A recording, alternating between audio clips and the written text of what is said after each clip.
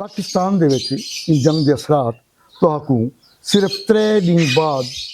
नज़र आवन पै सन। अपनी ज़रूरत जोगा पेट्रोल डीजल कोई LPG गैस का सिलेंडर एक अद्धा फालतू घिन गिनो कहीं कहीं मौलवी को ठीक सूदखोर के खिलाफ लेना बैठा हो भावें मोटरसाइकिल किस्तें देंदे ने कार किस्तें देंदे ने खाद किस्तें देंदे कोई जरिए अद्वियात किस्तें देंदे तां वो भी सूदखोर होंदे। मेरे को ये पता हा कि वसेब दे लोग मेरे को पढ़ते हैं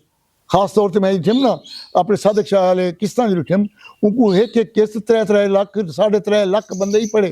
उसके बाद उनके ट्रैक्टर दे विच जब तेल ही कहना उसे डीजल ही कहना उसे वो खेत च अपना हल कितों मारने वो करा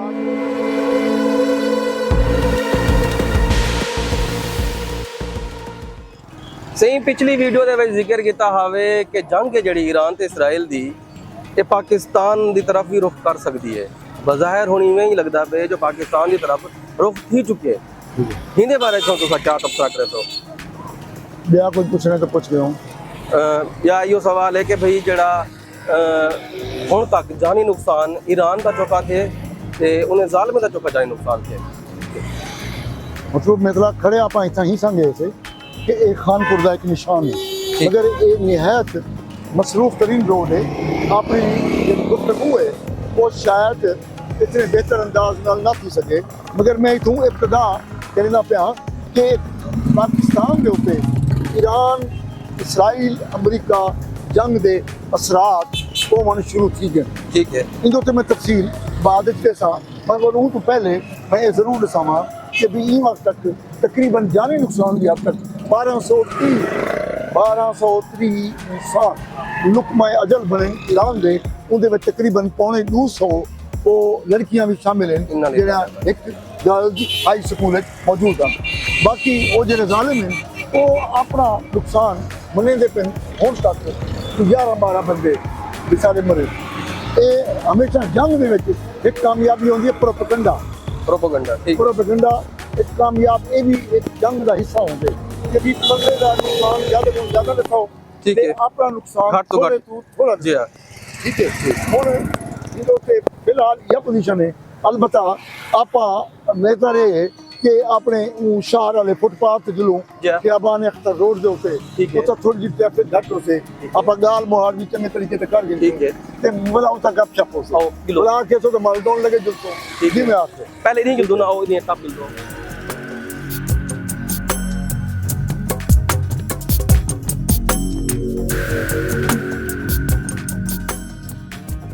अच्छा सही हुण एक बड़ा सवाल मैं ऐड करे था जो ही टाइम मौजूदा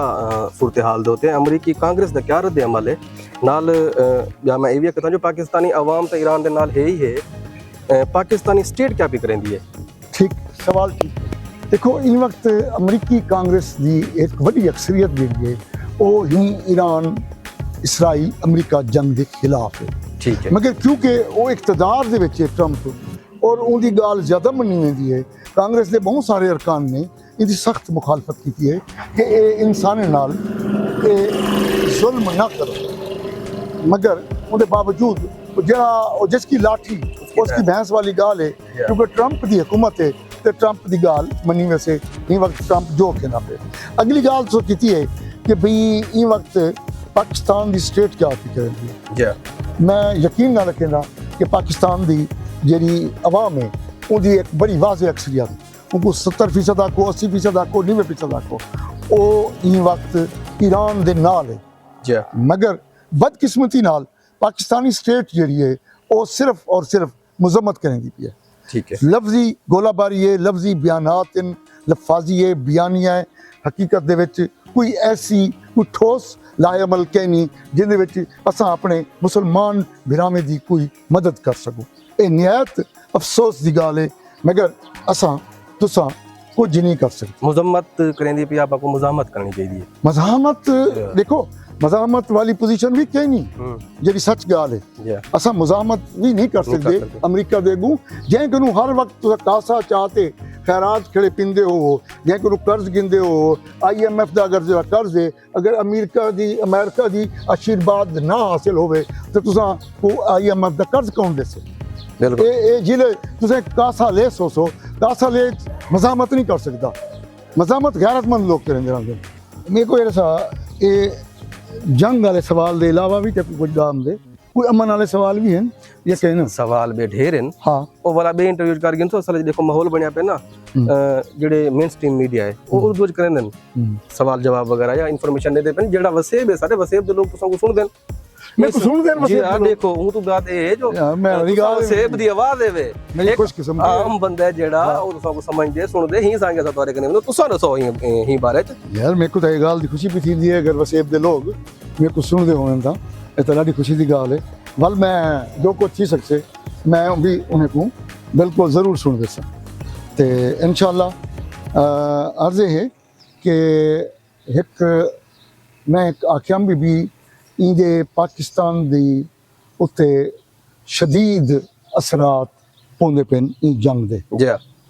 ते ओ थोड़ी जी गाल तवील है आप अंदर बहते ना करो जी आओ ओवर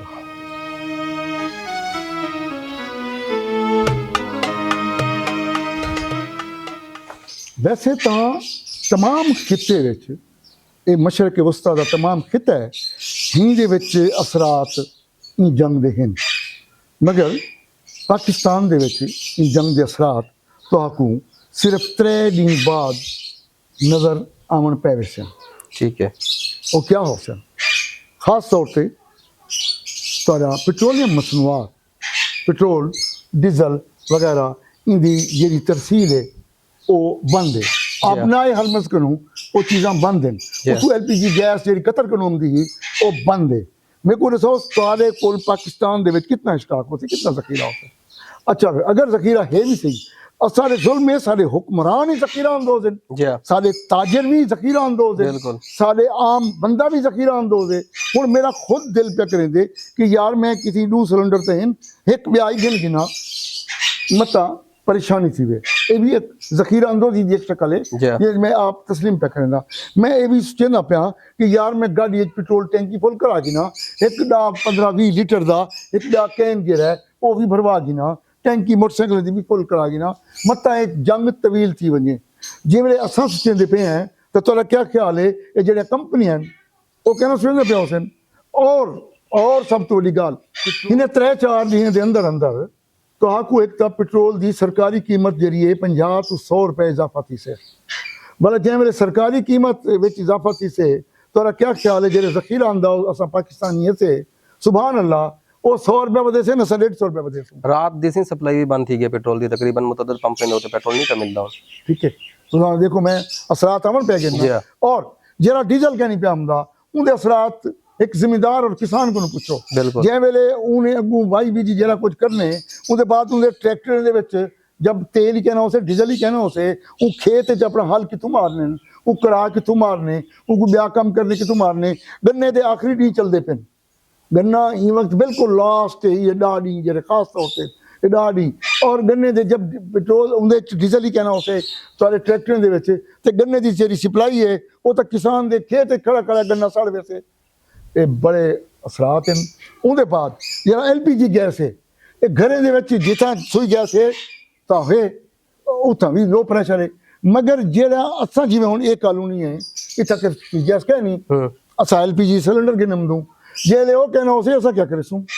यो जी बेशतर आबादी है शहरें की खास तौर पर देहात तो लकड़ी छड़की काटते गुजारा थी वेंदे वो क्या थी अच्छा जेरे होटल ते वड्डे वड्डे जेड़ा बेकरी हैं ये क्या ते चलते ये LPG ते चलते तुसां देख गिनसो कि भला ये होटल वाली लकड़ी वदे लभे होते एक नवा बहरान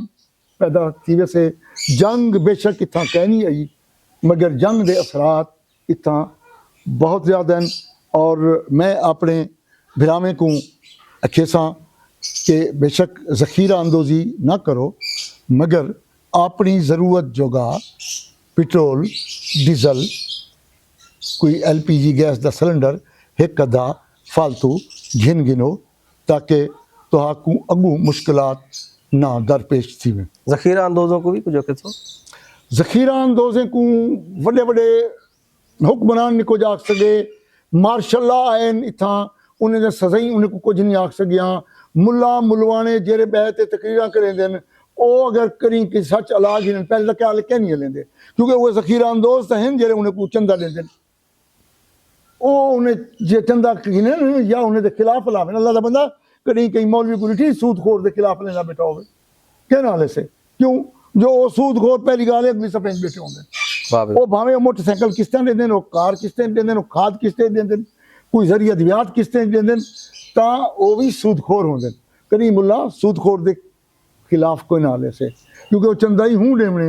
ते बाकी मामलात ही हूं चलावने इवें जखीरा अंदोजे के खिलाफ मैं क्या आख सकदा तुसां दसो फिरावो मेरी कोई गाल मने से मैं जखीरा अंदोजे के खिलाफ कोई आखा कोई गाल कहीं ना बस ते सारियां गाली चंगियां लगन मेरे को अज पहली दफ़ा मतलूब मितले साहब दसा कि भी मेरे को वसेब दे लोग सुन देन यार मेरे को खुशी थी है तो मेरे को दे दो मेरे को सुन दो हाँ मेरे को ये पता हा कि वसेब दे लोग मेरे को पढ़ देन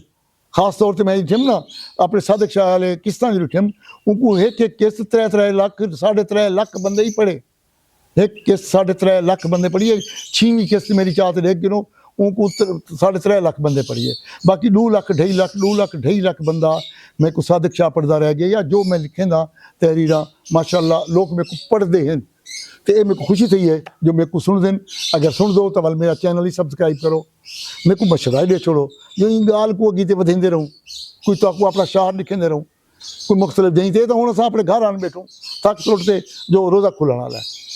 ਤੁਹਾਡੇ ਜ਼ਿਹਨ ਦੇ ਵਿੱਚ ਕੋਈ ਸਵਾਲਾਤ ਵਗੈਰਾ ਹੋਵਨ ਤੁਸੀਂ ਚਾਹੁੰਦੇ ਹੋ ਜਾਂ ਕਿ ਟੌਪਿਕ ਦੇ ਉੱਤੇ ਵੀਡੀਓ ਬਣਾਓ ਤੁਸੀਂ ਕਮੈਂਟ ਸੈਕਸ਼ਨ ਦੇ ਵਿੱਚ ਲਿਖ ਛੋੜਿਆ ਕਰੋ सलाम ਓਕੇ ਵਾਲੇਕੁਮ